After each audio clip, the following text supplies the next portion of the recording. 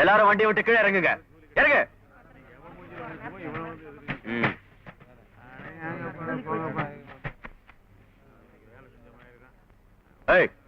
இது என்ன பஸ்ஸா லாரியா? இவ்வளவு பெருசா நிக்குது பார்த்தா தெரியல. லாரி தான் சார். காசுக்காக முன்ன ஆலயத்துல நாங்க லோடு அடிக்கும் போது இப்படி வர்றதான் வழக்கம். அது உங்க பழக்கம். நான் வந்ததுக்கு அப்புறம் அந்த பழக்கத்தை மாத்திக்குங்க. வழக்கத்தை மாத்திக்கிறான், ஆனா பொழைக்கிறது எப்படி? இங்க இருந்து 15 மைல் போன லோடு ஏத்த நாங்களும் கேட்டோம் பஸ் விடுங்கன்னு. ஆனா ரொம்ப நாள் கழிச்சு ஒரு டப்பா ரோட்ட போட்டீங்கய்யா. அது இன்னும் பஸ்ஸ காணோம். நாங்க எப்படி போறது, எப்படியா பொழைக்கிறது? அதெல்லாம் எனக்கு தெரியாது. லாரியில ஆளுங்களை வச்சு ட்ரிப் அடிக்க கூடாது, அவ்வளவுதான். என்ன உங்க லைசன்ஸ் கேன்சல் பண்ணுமா? இனிமே ஆளுங்களை ஏத்த மாட்டேன் சார். என்ன பாக்குறீங்க? போங்க போங்க. என்ன உனக்கு தனியா சொல்லணுமா? ஆமா, அதிகாரம் பண்ண மட்டும் எல்லாம் வந்துருவாங்க. அவசரம்னா ஒருத்தனும் வர மாட்டான். டேய் என்னடா சொன்ன? அதிகாரம் பண்ண மட்டும் எல்லாம் வந்துருவாங்க, அவசரம்னா எவனுமே வரமாட்டாங்கன்னு சொன்னேன். நீங்க லாரில வந்து கவுது செத்தீங்கன்னா எவன்டா பதில் சொல்றது? டேய் முதல்ல உயிரோட இருந்தா வேலை செய்ய முடியும். லாரிக்கு வந்தா மட்டும் சாக மாட்டான். சாப்பிடலனா கூட நாங்கெல்லாம் வேலை செஞ்சாதான் சாப்பிட முடியும்.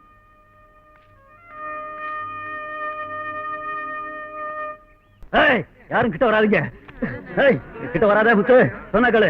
இவ்வளவு நாள் யார் திருநது கேட்டுக்கிட்டு இருந்தோமே, இந்த நாய் தான் முத்து திருட்டு இருக்க. போடு முத்து, மார்க்கெட்டுக்கு மரியாதையை கெடுத்துட்டான். முத்து உனக்கு எதுக்கு முத்து ஒம்பல? போலீஸ் தான் போன் பண்ணிக்கோம்ல.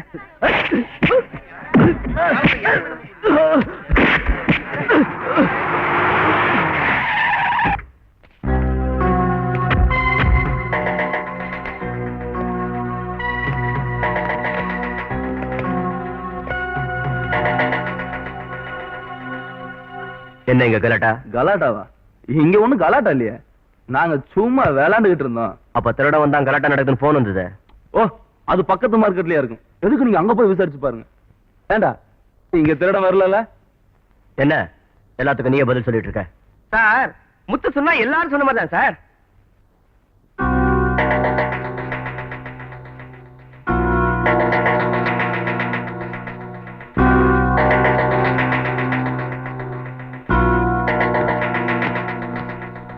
முத்து, ஏன் திருடனை புடிச்சு போலீஸ்ல குடுக்கலன்னு கேட்க போறீங்க? சொல்றேன், இந்த சின்ன திருடனை புடிச்சு பெரிய திருடனை குடுக்கறதுக்கு எனக்கு பிடிக்கல. அப்படி உன புடிச்சு கொடுத்தான்னு வச்சுக்கோங்களேன், பறிச்ச இவங்கிட்ட பணத்தை புடிங்கிடுவானுங்க, பறி கொடுத்து அவங்கிட்ட பணத்தை புடிங்கிடுவானுங்க. இவனுக்கு தண்டனையும் கிடைக்காது, அவனுக்கு நியாயம் கிடைக்காது.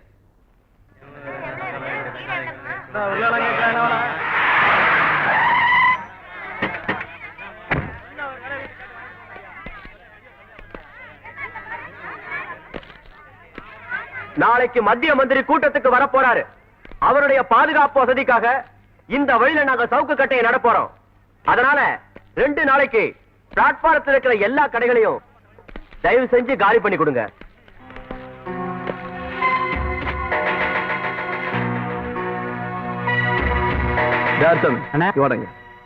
ஒரு நாளைக்கு நீ எவ்வளவு சம்பாதிக்கிற? 50 ரூபா. ஐயா 100 ரூபாய் தருப்பாரு, ஐயா கிட்ட போய் வாங்கி. வாடங்க. ஒரு நாளைக்கு நீ எவ்வளவு சம்பாதிக்கிற? 100 ரூபா. பெரிய கடடா, ஐயா 200 ரூபாய் தருவாரு, ஐயா கிட்ட போய் வாங்கி. நீதான் இங்க ரவுடியா? ஏன்பா, போலீஸ்காரங்களுக்கு யாருமே நல்லவங்களாவே தெரிய மாட்டாங்க போல் இருக்க. நல்லவங்க யாரும் இந்த மாதிரி நடுரோட்ல கலாட்டா பண்ண மாட்டாங்க. ஆமா, நான் தெரியாம கேக்குறேன். யாரோ ஒரு ஆள் வர்றாங்கிறதுக்காக இத்தனை பேர் பொழப்புல மண்ணள்ளி போடுறீங்களே, இதுதான் உங்க போலீஸ் வேலையா? கடையே பட்டா இல்லாத கடை, இதுல வேற ரூல் பேசுறியா? நாங்க என்ன இதை எழுதியா கேக்குறோம்? பொழைக்கிறதுக்கு ஒரு வழியை கேக்குறோம். அதுக்கு ஒரு வழியை சொல்லிட்டு கரையிடு, இல்லன்னா வண்டி எடுத்துட்டு வந்த வழியா போயிடு.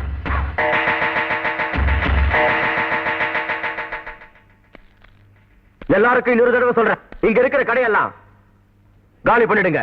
காக்கி சட்டையை போட்டிருக்கிற தைரியம் உனக்கு? உண்மையிலேயே நீ ஒரு ஆம்பளையா இருந்தா காக்கி சட்டையை கழட்டி வச்சுட்டு இந்த கைக்கு பதில் சொல்லிட்டு போறா.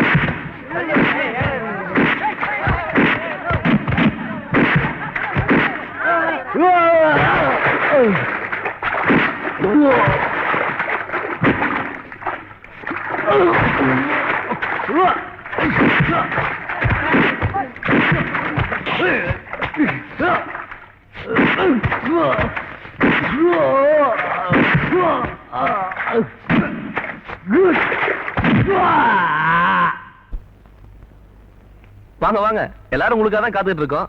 எங்க போயிட்டீங்க? வழி மாறி போயிட்டேன். முதல்ல சாப்பிடுங்க, மத்தது அப்புறம் பேசிக்கலாம். சம்பந்தம் பண்ணாம நாங்க கை நினைக்கிறது இல்லம்மா. அப்ப முதல்ல பொண்ணை பாத்துருங்க.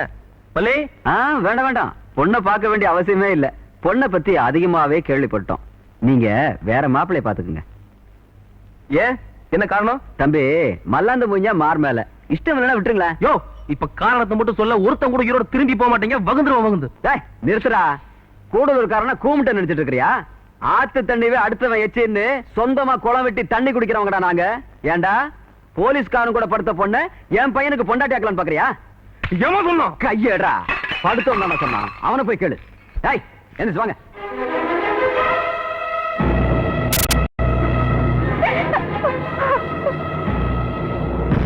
ஏய், இன்ஸ்பெக்டர்!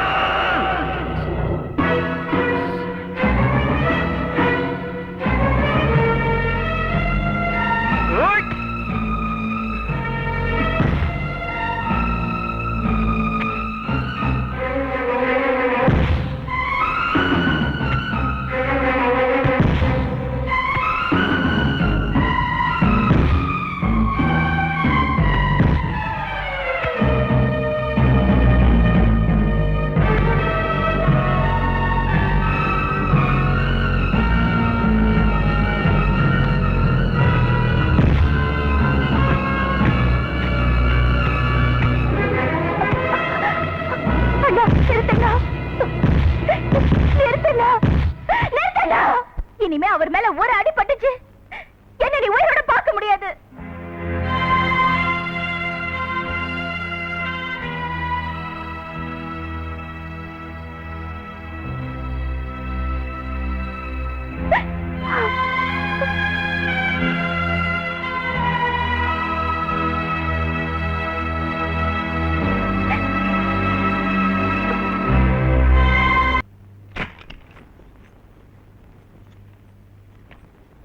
ஏய், என்னடா இது?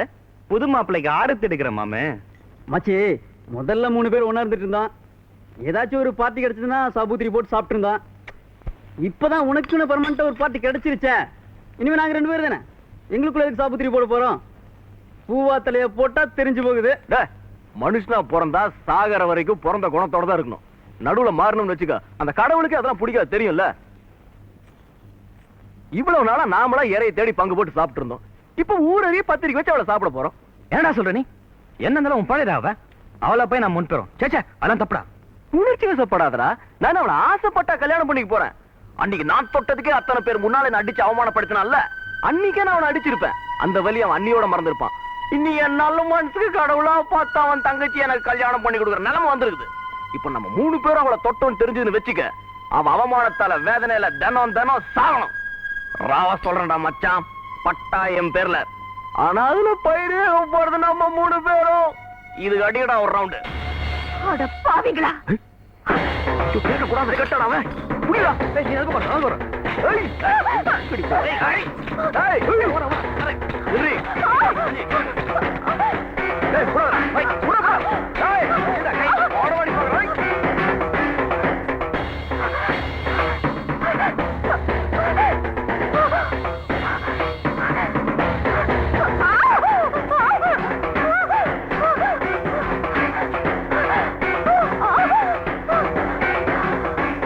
முத்து, ராணி இந்த கல்யாணத்தை எப்படி தடுத்து நிறுத்தினுங்கிற ஒரு முடிவோட மாப்பிள்ளை வீடு தேடி போயிருக்கா. நீ உடனே போ.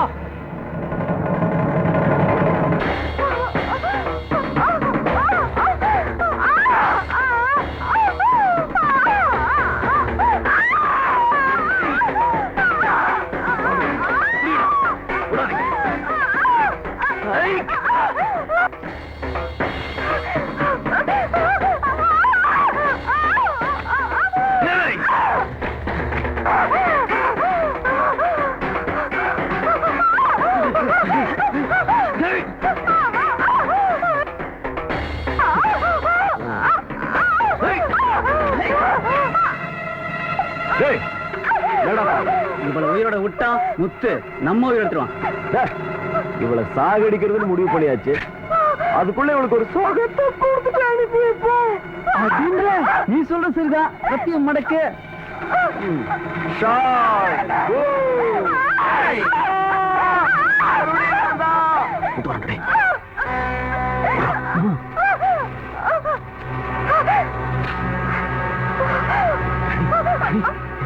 ராணி ராணி ராணி என்ன ஒண்ணு பண்ணாத, என்ன ஒண்ணு பண்ணாத ராணி, தயவு செய்து என்ன பண்ணாத. நீ சொல்றபடி நான் கேக்குறேன் ராணி, என்ன ஒண்ணு பண்ணாத.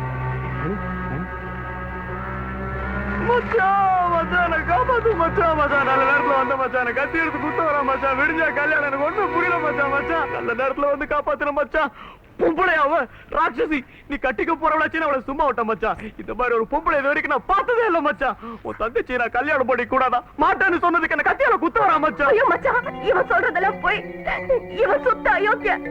இவன் மல்லிகாவை கட்டிக்கிறது அவளோட கொடுத்துற அர்த்தம் இல்ல, அவ கொடிய கெடுக்க. இவன் பேசுறதெல்லாம் நான் கேட்டேன். அதனால என்ன என்ன என்னம்மா இப்படி சொல்ற? ஏம்மா இப்படி போய் சொல்ற? போய் சொல்றதுக்கு ஒரு அளவு இல்ல மச்சான். மச்சான் உங்களாலே பாரு மச்சான். சின்ன பசங்களை வச்சுட்டு என் வீட்டுக்கு வந்த மாப்பிள்ளை எல்லாம் விரட்டினேன். இப்ப வேற வழியே இல்லைன்னு இவனை கொலை பண்ண வந்துட்டேன். என் மூஞ்சியை முடிக்காத போடி. இப்ப சொல்றேன் கேட்டுக்கடி. அந்த கடவுளே வந்து சொன்னாலும் சரி, இவன் தாண்டி என் மாப்பிள்ளை.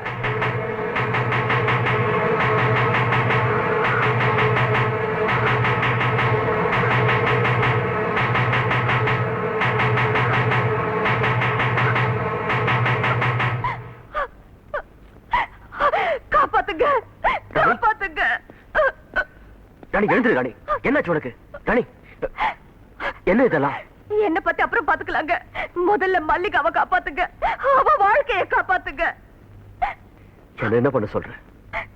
வாழ்க்கை பூரா அவளை வச்சு காப்பாத்த வேண்டிய நீங்களே என்ன பண்றதுன்னு கேட்டா இது என்னங்க நியாயம்? ராணி, இந்த ஜென்மத்துல மட்டும் இல்ல, எல்லா ஜென்மத்திலையும் அவளை வச்சு காப்பாத்தணும்னு ஆசைப்பட்டேன். ஆனா நீ பெருசு இல்ல, எங்க அண்ணன் தான் பெருசுன்னு அவளே சொல்லும் போது எந்த உரிமையில என்ன காப்பாத்த சொல்ற? இது உரிமை பிரச்சனை இல்லைங்க, அவ வாழ்க்கை பிரச்சனை. அவளை கல்யாணம் பண்ணிக்கிட்டு அவளை காப்பாத்துங்கன்னு நான் சொல்லல. அவ வாழ்க்கையை கெடுக்கணும், அவ முதல்ல 4 பேரோட சேர்ந்து நடத்தணும்னு நினைக்கிறானே ஒருத்தன், அவன் தாலி கட்டுறதை தடுத்து நிறுத்துங்க. ராணி என்ன சொல்ற? கட்டிக்கிட்டு அவ வாழ்க்கையை காப்பாத்துறது மட்டும் ஒரு ஆம்பளையோட கடமை இல்லைங்க, காதலிச்சவ வாழ்க்கையை காப்பாத்துறதும் தான்.